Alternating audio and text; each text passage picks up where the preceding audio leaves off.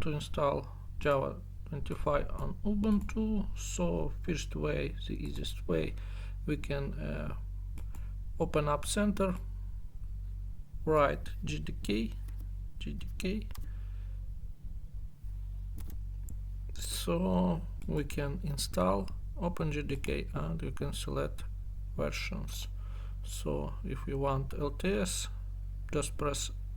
If you want to install Oracle, so here is Java downloads, Java 25, we're interested, Linux, so this is stable Debian package, so let's download.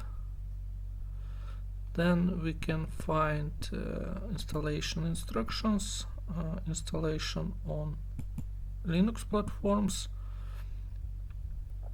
and here we can find our instructions.